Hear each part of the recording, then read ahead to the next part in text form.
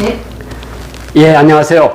한국문화유산 미학산책 5번째 시간이 되겠고요. 앞쪽과 연결되어 있습니다. 서산마애벌, 4강에서 아마 서산마애벌 했죠. 그 서산마애벌의 이제 미래 시간을 상징하는 이제 거기 반가사유상이 있었죠. 미륵보살. 자, 이제 그 미륵보살 반가사유상이 독립된, 그러니까 옆에 삼중불 있는 게 아니라 독립돼서 하나의 상으로 드디어 등장합니다. 이것을 우리는 미륵보살 반가사유상이고요. 뭐 나무도 할 수 있고 뭐 금동도 할 수 있지만 자 이렇게 하겠습니다. 자, 반가사유상이고요.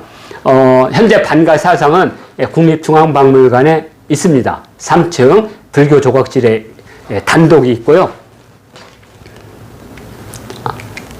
그리고 세계, 그러니까 반가사유상과 유사한 가장 사이가 깊은 3대 미술 작품이 있는데, 공교롭게도 하나는 중국, 하나는 일본, 그리고 하나는 우리나라에 있는데, 우리나라 거와 일본 것은 뿌리가 같은, 우리가 만들어준 거니까. 그래서 항상 두 개를 같이 비교합니다. 그래서 일본의 교토에 가면 광룡사라고 있습니다. 이 광룡사는 신라의 사람들이 집성춘을 이루고 있는 지역입니다. 그래서 이것은 신라에서 만들어서 보내주었지 않았을까. 왜냐하면 여기에 있는 그 나무, 적송이 우리나라의 안동 점촌에 있는 나무이기 때문에 그렇게 보고 있습니다. 자, 그래서 이거 또 하나가 중국 감숙성 도낭 막고굴에 있습니다. 이 막고굴에 있는 이것은 하나는 금동이고 일본 건 나무고 이거 흙입니다. 흙으로 만들었는데 제가 봐도 세상에서 가장 아름답습니다. 이것은 이제 우리가 다보열애라고 그래요. 그러니까 이건 미륵보살이 아니고 다보열애입니다. 다보열애는 뭐냐면, 석가열애가 너는 어느 억겁의 세계에 지구라는 인간 세계에 나와서 부처가 되리라. 그때 내가 너를 증명하리라. 그래서 석가탑이 있고 다보탑이 있는 겁니다. 그래서 가운데 석가모니가 있는 거고, 그래서 석가탑을 다보탑이 증명해 주는 거예요. 이걸 다보증명이라 해요. 다보증명. 예전에는 탑으로 증명했는데 나중에는 상으로도 표현해요. 얼굴로도. 그래서 다보증명을 보려면 어디에 가서 볼 수 있냐면 경천사지 10층 석탑이 있습니다. 어디 있냐? 국립중앙박물관 중앙복도에, 또는 통도사 같은 데 가면 다보증명이 있습니다. 자, 그래서 이걸 다보열애라고 그래요. 동방예비소 259굴. 이 감숙성 도낭시 막고굴의 259굴은 열지 않습니다. 폐쇄. 그런데 이걸 하려면 특별 기금을 내면 됩니다. 근데 이제 거기 그 학예사가 우리 한국인이거든. 그래서 그분을 통해서 이분이 이제 이걸 관리하시기 때문에, 그래서 이 지금 팁을 주는 겁니다. 도낭 막고굴에 가면 정해진 동선 이외에는 못 들어가요. 그때 특별히 이제 미리 연락해서 우리는 이 259굴 다보열애를 꼭 보고 싶다. 이러면 1,500원을 주고 특별 기금을 주고 주는데 아무나 또 안 열어줘요. 신심이 가득해야 됩니다. 그래서 거기 오신 그 중에 나쁜 짓을 많이 한 사람이 있으면 안 돼요.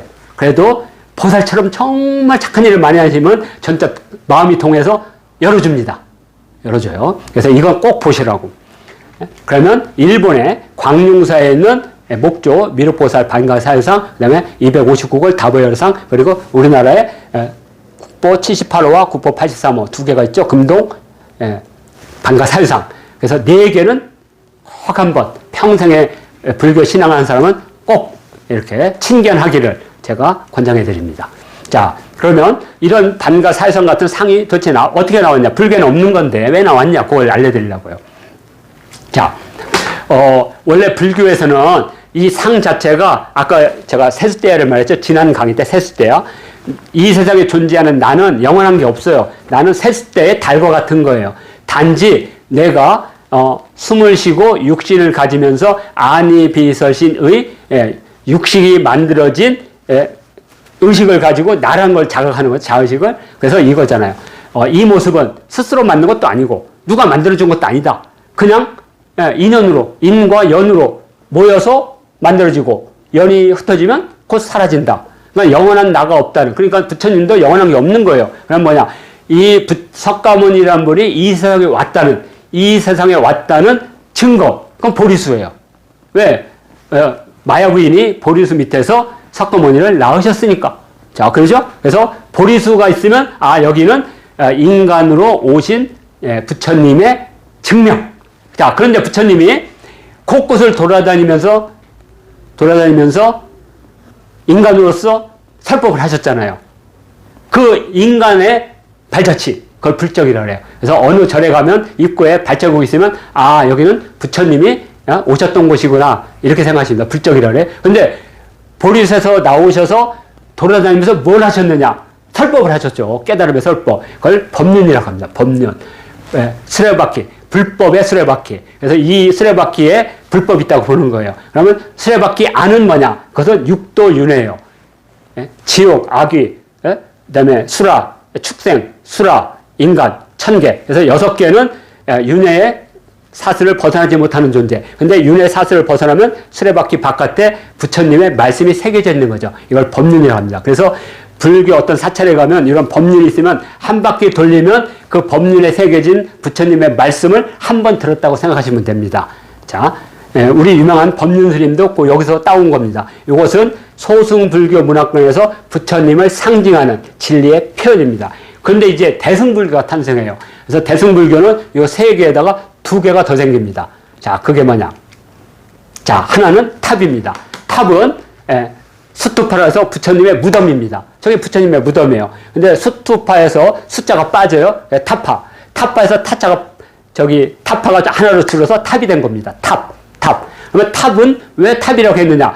동아시아에는 어떤 사당이나 이런 거 할 때 뭔가 이렇게 언덕 같은 걸 만들고 거기다가 위패나 나무 같은 걸 꽂았어요. 그걸 탑이라고 했습니다. 그런데 불교의 수투파와 거의 유사하기 때문에 발음도 비슷하고 뜻도 비슷하고 그래서 탑이란 말로 남았고, 또 하나는 이제 부처님의 얼굴. 근데 부처님의 얼굴이 500년 지났는데 어떻게 알겠어요? 그래서 그냥 잘생긴 인도 사람 얼굴, 그리스 사람과 인도 사람 얼굴 합쳐서 불상이라는 걸 만든 겁니다. 그러니까 불탑과 불상은 부처님 초기의 진리의 상징이 아닌 거예요.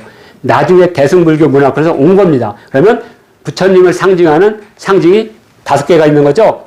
불탑, 불상. 그죠? 그 다음에 보리수, 불적, 법륜. 이렇게 이해하시면 됩니다. 이 중에 이제 우리는 불상, 상이라고 하는 거, 모습으로 나온 거, 이것을 눈여겨보겠습니다. 자, 또 하나는, 보살신앙입니다. 자, 보살이라는 건 뭐냐면, 자, 우주에는 어마어마한 변화의 상이 있습니다. 자, 우리가 기쁘다, 슬프다, 화난다, 배고프다, 수많은 게 있죠. 근데 그걸 어떻게 표현해요? 그건 아니죠. 소리죠. 무엇인가 사랑, 기쁨, 이러한 감정이나 동정이나 이것을 84,000가지가 있다고 그래요. 이것을 표현하는데 그 중에 인간에게 가장 중요한 게 뭐냐? 내 고통을 건져주고, 그죠? 뜻을 이뤄주고, 배움을 이뤄주고, 그죠?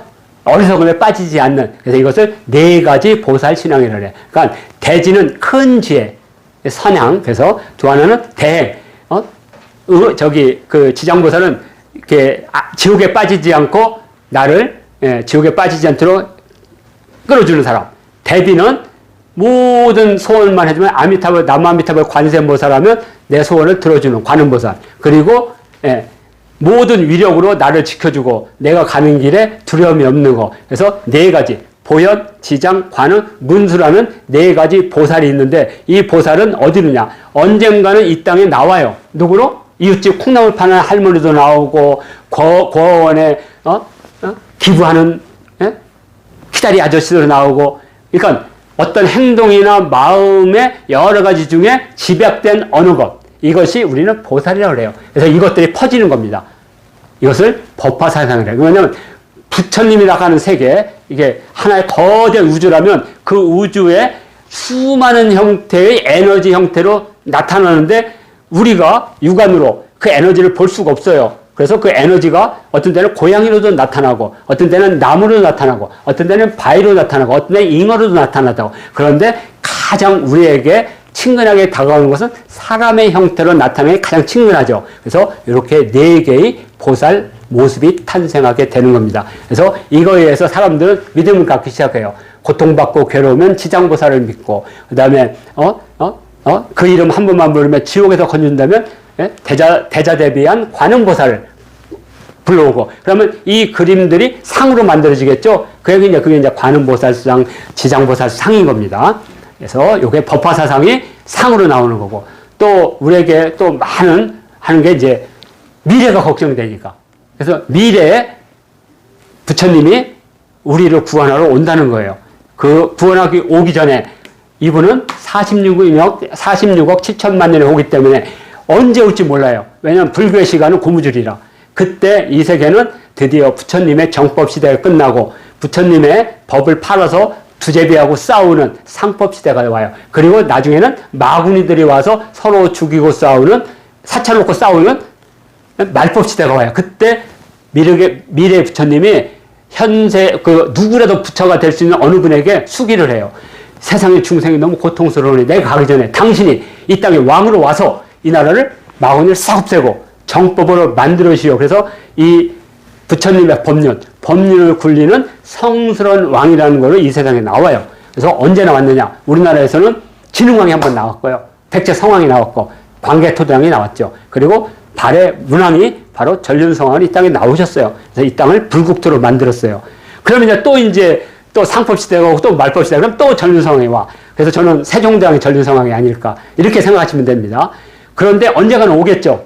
근데 그 언젠가 오는 중간에 고민하시는, 사유하는 게 바로 미륵보살인 거예요. 그리고 드디어 미륵불로, 그러니까 이제 이렇게 반가했던 분이 탁 해서 드디어 탁 나오죠. 이게 바로 미륵불입니다. 예, 그래서 궁예가 이 미륵불로 온다고 했는데 사람들이 아니라고 한 거죠. 근데 지금 미륵불로 오신 분도 있어요. 예? 대통령을 오실 수도 있고 누구도 오실 수, 아무도 모릅니다. 예? 자, AI 누구로도 올 수도 있죠. 우리 인류에게 새로운 길을 주는, 혹시 빌 게이츠가 미륵불이 아닌가 이런 생각도 해봅니다. 아니, 부처님을 너무 이상적으로 생각하니까, 이 스마트폰이 우리에게 악이 될 수 있죠. 그래서 누가 그러더라고요. 어떻게 빌 게이츠의 스마트폰이 선이냐고. 그러면 저 미륵보살 저 동으로요, 사람 때려져 치면 저거 흉기예요. 저게 성스러운 게 아니에요. 많은 사람들이 저기다 성스러운 건데 저걸로 사람 때리면 저것은 흉기예요, 흉기. 그러니까 우리가 생각하는 관념의 어떤 그 틀을 싹 깨야 된다. 그래야지 새로운 게 열려요. 그래서 제가, 우리 혹시 빌 게이츠나, 짜스 형이 혹시 미륵불이 아닌가 이랬더니 막 웃더라고요. 사고를 열어야 됩니다. 자, 이게 바로, 어떤 불교의 상징입니다. 요걸 바탕으로 이제 드디어 그 상중에 가장 거룩하면서도 우리에게 다가온, 그래서 우리의 고민을 해결해 줄, 그래서 반과 사유하는 겁니다. 사유해서 사유가 해결이 돼요. 그러면 미소가 나옵니다. 그래서 저 사유 속에는 미소도 있습니다. 그러니까 원래는 반과 사유 미소상이에요. 그런데 주가 사유이기 때문에, 왜? 이렇게 하고 있으니까. 그래서 반과 사유상을 합니다. 반가라는 것은 반쪽을 가부좌했다는 뜻이죠. 그래서 한번 보겠습니다. 특징을. 자, 이쪽에 한쪽에 있는 것은 목조, 미륵보살 반가 사유상, 광룡사에 있는 거. 이것은 우리나라에 있는 삼상관, 그죠? 78호 반가 사유상입니다. 손 모양이 다릅니다. 자, 손 모양이 달라요. 이렇게 봐서는 잘 모르죠. 자, 그런데 왜 손 모양이 다르냐면 이걸 만든 조각가가 달라요. 조각가가 다릅니다. 자, 그럼 볼까요, 한번? 뭐가 다른지? 자, 이쪽은 정적인 손 모양입니다. 이쪽은 정적인 손 모양. 그래서 이분은 이렇게 하고 있어요. 이렇게 정적인. 그리고 이거는 동적이에요. 그래서 이 손 모양이 훨씬 더 동적입니다. 이렇게 손을 꼬부리고 있어요. 자, 그 다음에 또 하나는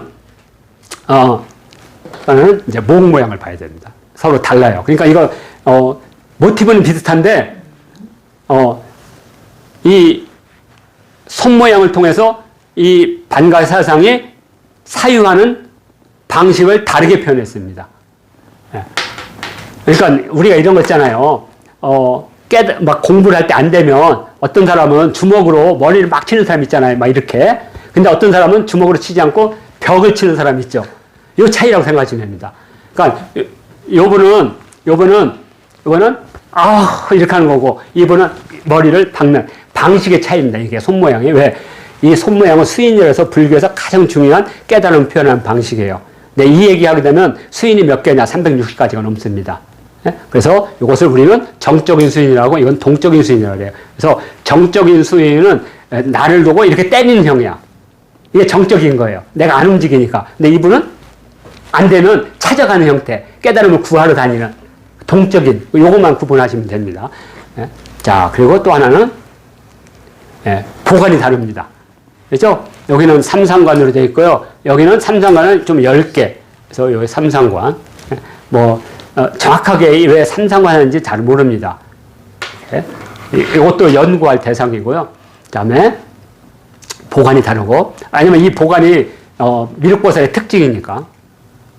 자, 그 다음에 목걸이가 다르죠? 영락이. 예, 영락이 다릅니다. 그래서, 여기는, 아마 저는 이렇게 생각해요. 원래는 이렇게 하려고 그랬어요. 하려고 했는데, 조각칼을 잘못해가지고 똑 부러졌어. 고기가. 그럼 어떻게 해요? 없애야지. 그래서 민으로 했다. 이런 상상력을 갖지 못하면 탐구를 못합니다. 여기는 금속이니까 부러져도 녹여서 붙이면 돼요. 그래서 여기는 영락이 있는 거고 여기는 영락이 없습니다. 이 차이가 뭘 만드는지 알아요? 조각에서의 안정성에서 이 일본의 요거보다 사실은 이 얼굴상은 이분이 훨씬 더 뛰어나요. 사유의 깊이나 폭은. 그런데 왜 이것을 더 높이 치느냐? 요것 때문에 그래요. 이건 없잖아요. 없으니까 뭔가 되게 불안해 보여요. 안정감이 없습니다. 그렇게 생각해요. 그래서 여성들이 이렇게 목걸이 하는 이유가 되게 안정적으로 보이거든. 그게 기품 있게 품위로 보여주거든요. 근데 이게 없으면 맨살이 보이면 뭔가 품위가 안 보여요. 똑같습니다. 그래서 이 하나로 이 수작에 그러니까 얼굴을 보면 이게 훨씬 더 미소가 콧대를 봐도 정말 잘생겼습니다. 거의 오면 아마 이분이 종로 1가에서 6가를 가면 쓰러지는 분이 한 100명은 넘을 것 같습니다. 그 정도로 잘생겼어요. 자, 그런데 이것을 우리가 높이 치는 바로 이겁니다. 또 하나 있어요. 이걸 잘 봐야 됩니다. 이걸 발견한 제가 그랬어요. 꼬맹이들한테. 야, 너 이게 훨씬 더 동적인지 아냐. 일단 보관이 동적이죠. 근데요, 요거요. 보관에 요 태가요, 여기 싹 들어갔어요. 이렇게. 네, 여기는 없습니다. 간단해요. 이렇게 조각을 이렇게 파면 돼요. 근데 미처 이런 생각을 못 한 거예요. 이 하나의 차이가 이 조각이 거의 완벽한 형태의 이걸 뭐라면 균재미, 조형미라고 그래요. 균재미와 조형미에서 이것보다 훨씬 더 뛰어난 평을 받는 겁니다. 얼굴형은 이분이 잘생겼어요. 근데 뭔가 딱딱하고 친근감이 없어 보이잖아요. 너무 잘생긴 장동건이잖아요. 이쪽은 아저씨 원빈 같잖아요. 뭔가 참견할 것 같고 도와주세요. 그렇게 표현하면 됩니다. 아, 우리 아이들이 영화 아저씨를 모르는구나. 그 이웃집 꼬맹이를 구해주는 게 그 아저씨잖아. 아저씨. 그래서 남일의 참견을 안 하려는데 참견하는. 그래서 동적과 정적을 이렇게 구분하면 됩니다. 요거, 이렇게. 자, 이렇게 구분하시면 되고요. 예, 또 발가락입니다. 또 이제 동적인 차이 있습니다. 이분은 너무나 막 내가 적극적으로 고민하다 보니까 발이 저려가지고, 발 저려. 이렇게 하시는 분이고요. 이분은 별로 관심이 없어서 발을 편하게 했습니다. 이 차이가 어마어마하게 큰 차이입니다. 딱 보면 어떤 게 동적으로 보이세요? 여기 유튜브 보시는 분들. 자, 이건 너무 평발이잖아요. 자, 그런데 이분을 보세요. 발 저려. 그래서 무지 동적으로 보인다. 그러니까 손 모양부터 모든 게 되게 동적이 하나가. 그죠? 그 다음에 여기 동적이 한 5개가 있어요. 또 하나는 뭐냐면 발입니다. 이분은요, 발이 떠 있어요. 여기 붙어 있어요. 그러니까 여기는 답답해 보이죠? 움직임이 없어 보이잖아요. 움직임이. 근데 여기는 움직임이 있어 보이잖아. 이런 것들을 구분할 줄 알아야 됩니다, 여러분들. 그러니까 많은 지식을 전달하지 말고 그런 차이점만, 특징만 탐구해도 이것은 끝난 겁니다. 반가 사회상은. 자, 그러면 이제 이걸 가지고 왜 이 반가 사회상을 만든 금속 공예장은 왜 이렇게 쓸까? 이게 이제 미학적 산책입니다. 자, 요 지금 있는 석굴암의 본尊부는 정각입니다. 정각이기 때문에 정각은 깨달음을 지금 이제 내가 이 땅에 부처로 와서 부처임을 스스로 자각하는 단계. 그러니까 무지 정적입니다. 그리고 완벽한 비율을 갖고 있습니다. 자, 그런데 이제 정각으로는 안 돼. 왜? 정각은 내가 부처님에 가야 되거든요. 근데 이제 대중들은 부처님이 이 땅에 오기를 원해. 이제 구원하러. 왕으로 오든 이웃으로 오든 누구로 오든 이 땅에 와서 내 고통을 해주고 싶어요. 그게 바로 사유입니다. 그래서 정각은 구원의 노력이고 사유는 구원을 어떻게 할 거죠? 방법이야, 방법. 그러면 이 방법을 가지고 내가 너를 어떻게 구원하겠다. 이게 바로 구원의 표시입니다. 그래서 미소라는 방식으로 사유가. 그래서 우리 미래의 부처님들은 다 웃으면서 이렇게 내놓는 겁니다. 그래서 구원의 노력에서 구원의 방법론에서 구원의 표시로 전달되고 지금 우리가 보는 반가사성은 중간 단계다. 이렇게 보시면 되고요. 사이고 또 하나는 아까 말한 대로 손가락 이건 뭐 무지 큰 변화를 했죠. 수인 자체가 360개 이 수인이 다 있습니다. 우리나라에는 이게 발달이 안 됐지만 티베트 경제는 이게 잘 돼 있습니다.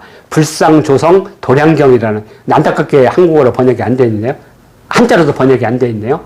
티베트로 돼 있습니다. 티베트로. 예, 거기에는 불상을 어떻게 만들고 손을 어떻게 만들게 다 돼 있습니다. 근데 이제 우리나라 스님들이 왜 그걸 연구를 안 했냐면 우리나라는 불교 자체가 그냥 하라고 벽 보고 있다가 7년 후에 오면 다 고승이 되시거든. 그러니까 30년 지나면 전부 다 조실이 돼버려요. 그래서 할 게 없어. 그래서 설법을 못 하셔 대부분. 그래서 하는 게 뭐예요? 할 끝. 예? 그러니까 법승이 없어요. 안타깝게. 아마 제가 알기로는 법륜 스님 같은 정말 현실 감각이 뛰어난 법승은 우리나라에서 거의 안 나올 것 같습니다. 그러니까 1900년대에 많았는데 왜 지금 2000년대는 없냐 이거죠. 예? 그만큼 노력을 안 했다고 봐요. 자, 손가락이고 이제 큰일 났다 이제 불교에서 또 저는 또 제가 이제 불교에서 쓴소리를 많이 한 사람 중에 하나인데 제가 막 부처님 사리를 막 미워했거든요. 막 개벽다기보다 못하다고. 다 비유입니다. 자, 다음에 이거 착시미야를 하는데요. 이게 되게 부조화입니다. 부조화. 이 무릎 자체가 되게 부조화예요. 왜? 지금 이 무릎이 커요. 되게. 그리고 이 무릎은 작아요. 아래에 있어요. 근데 요 아래에 있으면 요 부처님이 자꾸 보살님이 옆으로 넘어지는 착시를 일으켜요. 착시를.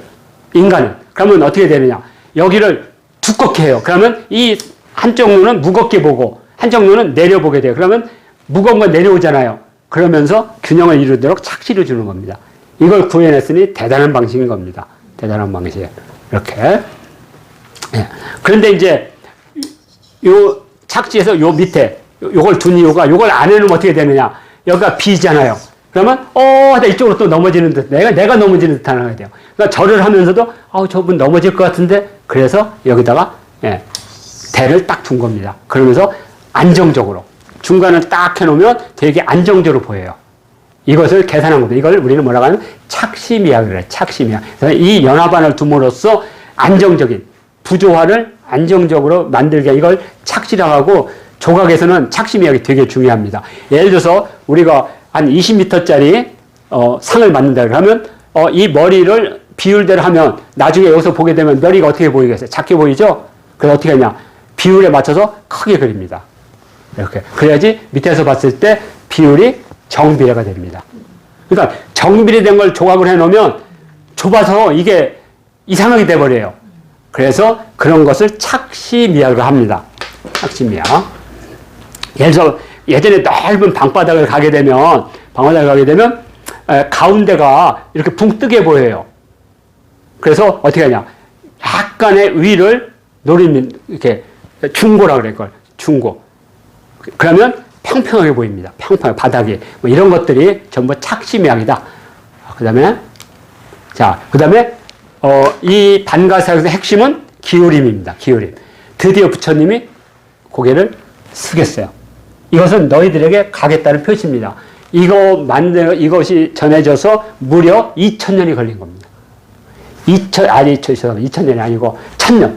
왜냐면 석가모니가 서기는 한 5, 600년이고 이게 5, 600년이니까 드디어 1000년 만에 보살과 부처님의 등이 숙여졌습니다. 이것은 우리에게 오겠다는 겁니다. 이거 어마어마한 변화예요. 간단한 변화 아닙니다.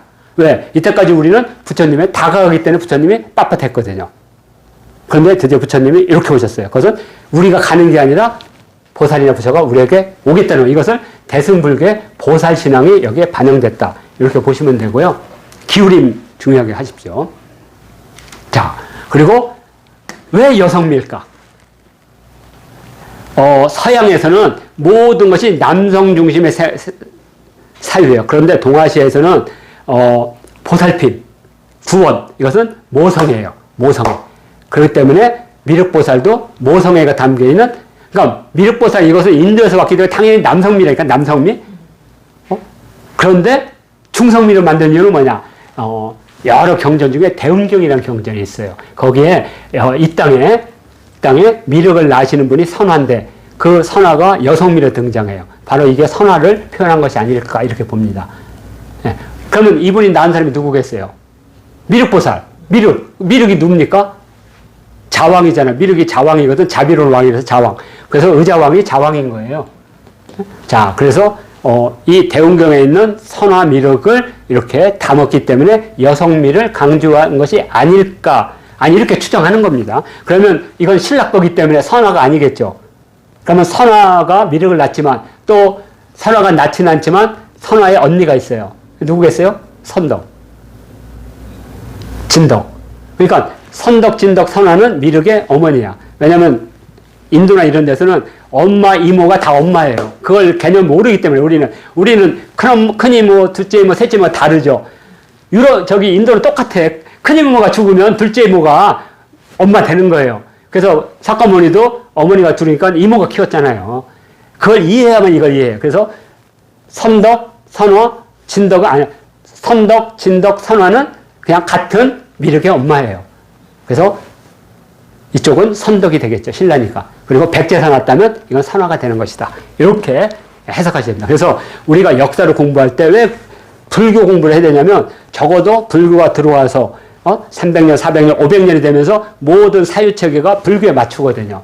당연히 불교 사상으로 건축이나 상을 이해해야 되는 겁니다. 자, 이렇게 해서 이제 오늘 좀 어렵고 복잡하지만 적어도 이렇게 고개를 숙인 미륵보살 반가의 사상 이거 하나만 기억해도 저는 오늘 이 유튜브 강좌가 참 의미가 있다 이렇게 생각하고 오늘 강좌를 마치도록 하겠습니다.